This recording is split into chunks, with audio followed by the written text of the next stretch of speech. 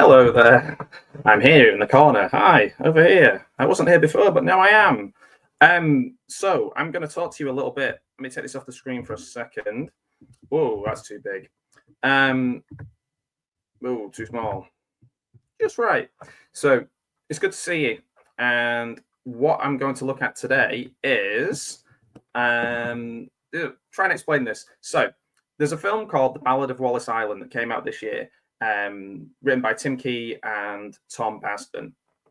And it is based on a short film, an award-winning short film, which we're going to watch the first half of today. I've put the second half in the description so you can follow it and look at yourself. The short was called The One and Only Herb Maguire Plays Wallis Island, and it was made in 2007. They've honed and made this film over that amount of time. They're friends, I believe, from university. Carey Mulligan is in the film that is kind of expanded from this. We're going to watch it on screen in a moment. So just to give you a little bit of an overview, The Ballad of Wallis Island is the sort of film that I would not watch in this stage in my life. It's definitely one I would have watched maybe back then in like 2007 when they made the short, because I was kind of more into watching films that would have an emotional punch and like have a kind of be funny, like happy cry and sad cry and everything in between. Now I find that really tough to watch. So I was kind of taken by surprise by this film. I gave it a good rating over on Letterboxd. You can find my Letterboxd in my link tree on the YouTube page. But yeah, it's a really, really good film with a very simple premise. So Tim Key plays somebody who won the lottery twice. He lives on a remote island, and he has his favorite folk duo from the 2000s, which gives it an added gravitas because it's kind of like where his life has stayed as well. I don't want to give too many spoilers because I want you to watch it. They're called Maguire and Mortimer. Herb Maguire is played by Tom Basden, who does the singing and also wrote it with him. He's like a fading pop star. His partner is Carey Mulligan, called Nell Mortimer. And basically, the premise of the story is Charles, Tim Key's character, wants the duo to excuse me, who wants the duo to get back together for a one-off sort of reunion on the island. However, they do not know. They think they've been kind of brought. They think they've been brought into this as a solo artist. And yeah, well, he's got a lot of money, so that's one of the reasons he gets them there. So it's directed by James Griffiths, who'd also directed the short, written by Tom Basden and Tom Key. There's a few actors in it. It's because it's on a remote island, so there's not a lot of characters in it, a lot of phone calls and things like that. But it is great. They really do carry it. It is satisfying. It comes to a conclusion that gives you what you need rather than what you would want. So it's not like the big Hollywood ending, but it works. There's some really funny bits in it, hilariously funny bits. Tim Key's great, but also I feel like Tim Key's potentially, like, this is an Oscar-winning performance from him, like supporting actor. I think he would be great to be at least nominated because he's so good in this. And everyone's good in it. So you've got Akinemji Ediformien, Sian Clifford, the shopkeeper and Nell's husband. We've got Carey Mulligan as Nell, Tim Key as Charles Heath, Tom Basden as Herb Maguire. So they won the BAFTA, this short that we're going to watch. So we're going to get right into it in a moment. This film so far, it's only just come out. It's made 1.6 million. I hope it does well. It came out the 30th of May, so it's been out less than a month from when I'm recording this. Critics have really liked it a lot. Some said it's predictable. I would say that it stops short of being predictable. And a lot of people talked about its sincerity and the comfort in it, and I do that. And it's got 98% on Rotten Tomatoes, whatever the hell that means. It is sweet. It's not sentimental. I agree with that. The music is good. It's not great, but it works for these characters. And also, like, it also kind of shows, I suppose, that like tastes change. So it actually has a bit more depth to it because it took so long to be made from the short. So like the things that you were into in the 2007s are going to be different, but not for Charles. Those people are going to have changed. The creators are going to have changed. Yeah, it's interesting. And this might tie in a little bit with my video that I did on landfill indie as well. So yeah, it's the setting's lovely. It's quite self-depreciating in the way that they talk about each other and themselves. Sorry, about the way they talk about themselves. The character of Charles has this, very like Tim Key, building sentences as he goes, adding references to things that don't fit into the context of the situation but sound like it. And it's I think it's a way that maybe a lot of us in the suit around that time definitely behaved. Certainly when you're kind of freer and looser and you don't have those sort of work commitments of being serious, it kind of works. And obviously because he's won the lottery twice, he doesn't have to change that much his personality. Plus he lives on this remote island, so he can do whatever he wants, really. The eccentricities rise to the surface. So yeah, this is people describe it as crowd pleasing. It still has the authenticity of what we're going to watch, the nostalgia of things that you loved and what that brings, and the people that you're with at the time. I really want to say something, but I'm not going to because I don't want to ruin it. The cinematography is great. Yeah, it took 18 years to make it, so they've really done a good job on it, and it is going to hopefully be like word of mouth hit, and people are really going to go out and get this. I like Tim Key's poetry, or Tim P's poetry, but yeah, I like his poetry. He's great as Psychic Simon on Alan Partridge. There's always a little darkness there, but also a silliness. I wouldn't say I'm like a massive fan of his. I'm like a super fan, but this is for me is his best work. I feel like the friendship and the work with Tom Basden has really influenced this into being influenced him to create this character with real depth, and like maybe heart on the sleeve a bit more than some of the other things I've seen him do. So these are the opportunity to do, I suppose. So yeah, so let's get this up and let's watch the beginning, and I'll kind of tell you where it's different, or it's great to see the creative process. I think it's great to kind of see where you started and the ideas that you had, and then how that might have developed. It seems to me, from what I've heard, I've not seen this, but it seems to me from what I heard people are saying that they haven't kind of, followed loads of notes from producers or whoever, and have fulfilled this in the way they want. So yeah, I think the main difference being Carey Mulligan being added to it, and also sort of being able to build the world a little bit more than because I think it's about 20 odd minutes, the first one, obviously, so it's shorter. So we're just going to watch the first 9.5 minutes because I want you to watch this for yourself. Let me just start this up. What subtitles are on?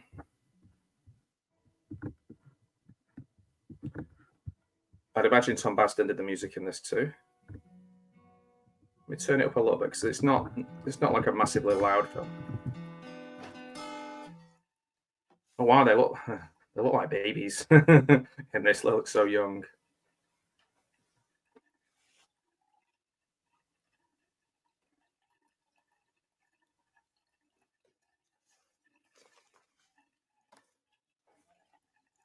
So this ties over to the film.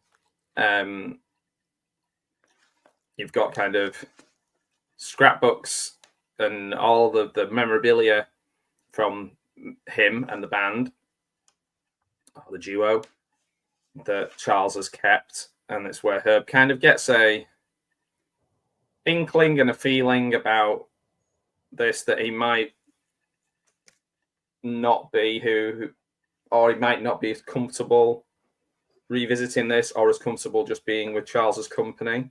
Bearing in mind, not all of the information has been revealed to Herb Maguire about this gig, like in terms of how many people are going to watch it.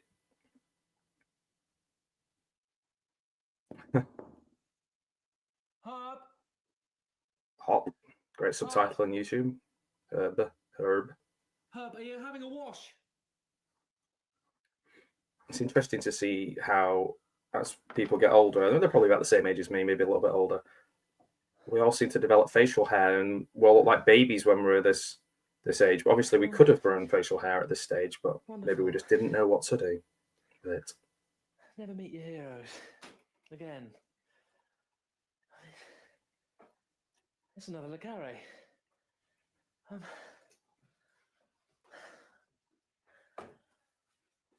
can kind of hear water running in the background of this.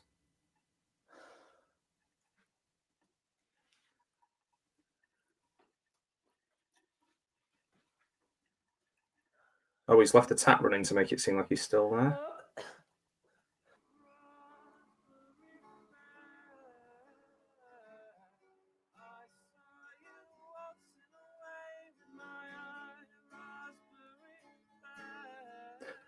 Okay. So this does tie in with the strange sort of way, the end of the film. Now, I've loaded this up, and I believe I've been told this is the first half of the short film. Now, I couldn't quite find anywhere official to watch this, so this is I had to do a bit of digging to find it. But this feels like more the end. It's not exactly the same as the end in the film. You'll have to watch that to find out.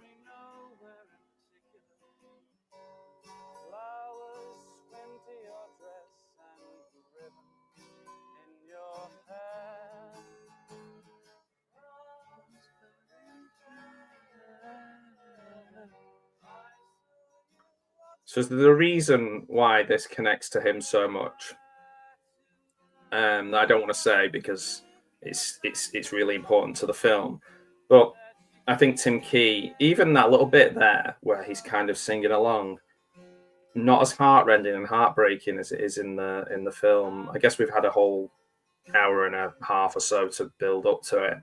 I'm the white child.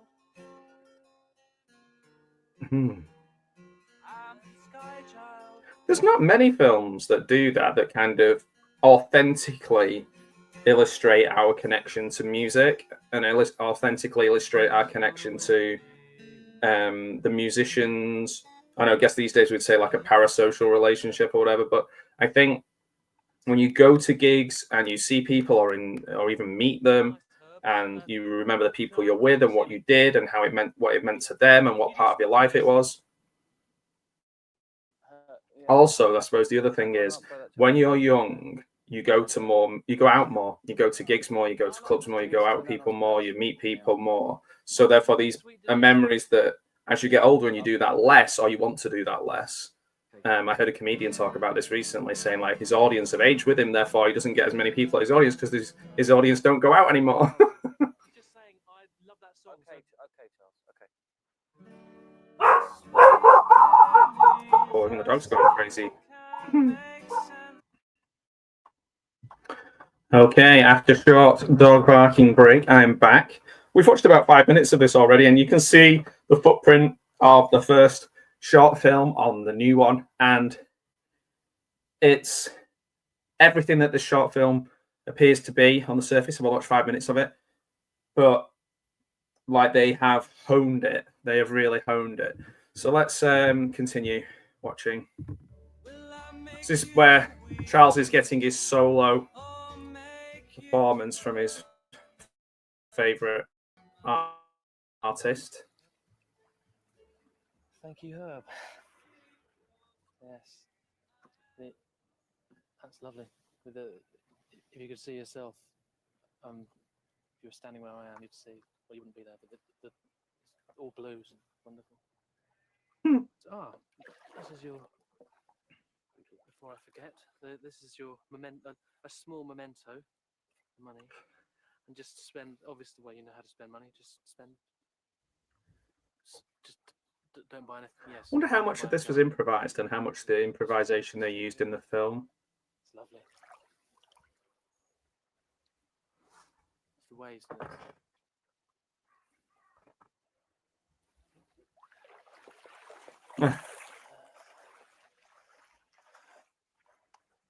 This feels like a collection of little sketches that all went to make that first film. Herb Maguire, the legend.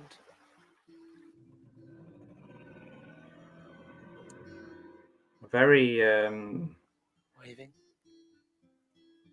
Wave back. almost like a Gervais style there, isn't it? And what's it worth to claim your share when you're somebody's son but nobody's master? Dinner. So there are parts that have definitely made it. Spot of breakfast. And then unwind, relax, take stock.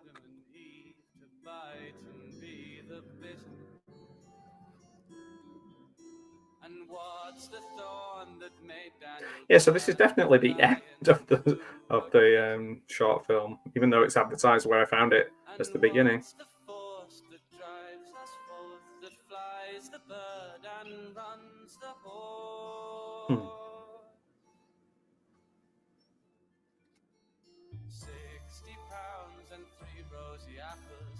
60 pounds and 3 rosy apples. 60 pounds and 3 rosy apples. Well, I hope you get a taste of that. I don't know if you can as much because obviously it's what we've watched is so short. But I will say that that there's a lot of common ground there, but it's not even touching the kind of the quality of the final product, the quality of the film. Yes, I think Carey Mulligan adds a lot to it. Not as much as you'd think. It's not like she's sort of she adds to it without changing the heart of the story. And like I think Charles is the main character in the sense of what he's going through and unpicking and finding out little clues about Charles and his life is really the touching part of the film. There is definitely elements there with Nell and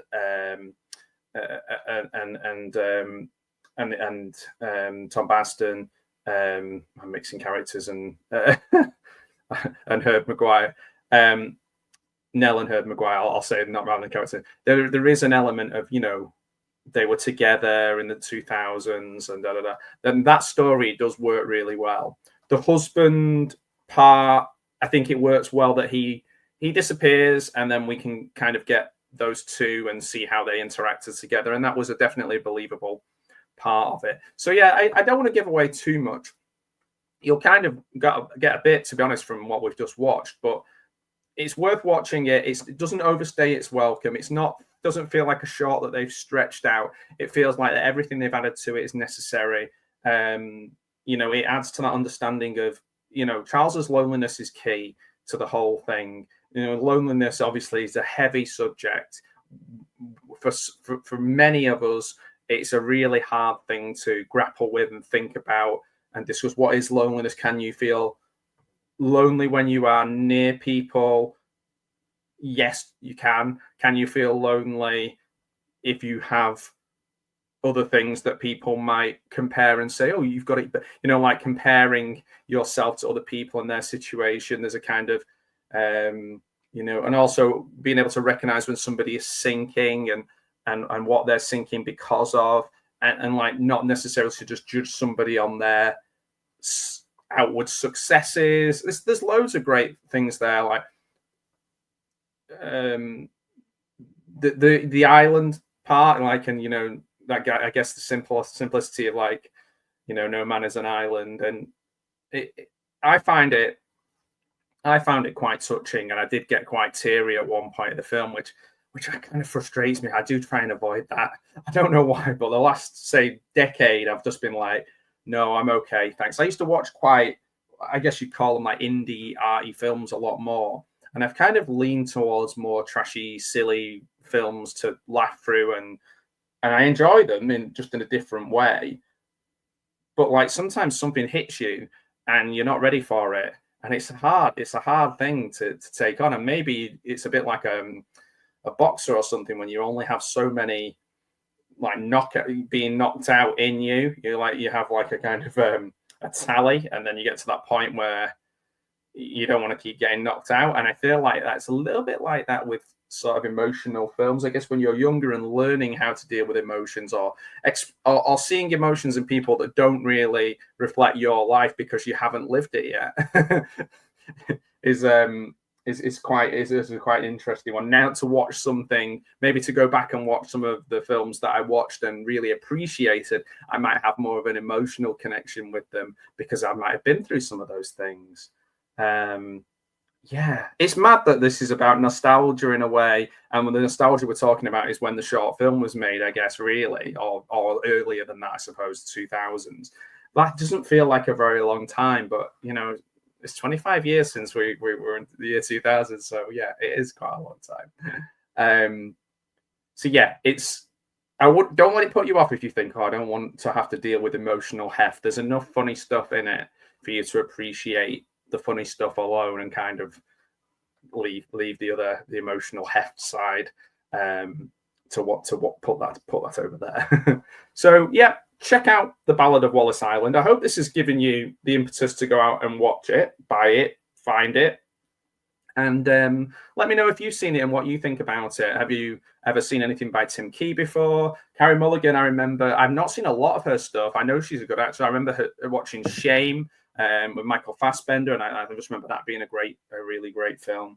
And again, that'd be a film I wouldn't watch now because that's quite a hard watch as well, like quite sad. But yeah, she definitely is a welcome addition to this film. So yeah, let me know if you've seen it, and I hope you've enjoyed this short video on The Ballad of Wallis Island and watching the short with me. The short, if you're looking to find it yourself, is called The One and Only Herb Maguire Plays Wallis Island, and it's from 2007. A lot of people absolutely loved it at the time, so it's not like a hidden gem. Just finding it seemed to be quite tricky for me. So I guess it is a hidden gem. Hidden in the sense of, not hidden in the sense of it had lots of acclaim and it won a BAFTA, so it wasn't like nobody knew about it. So anyway, enjoy the film if you get a chance to watch it. It's not my usual thing, certainly not in 2025. But if I watched it and enjoyed it, I'm sure some other people will too. So yeah, enjoy the rest of your watching journey, and let me know if there's any films of similar type that you enjoy, and I will check them out too. All right, see you soon. Thanks for watching. Bye-bye.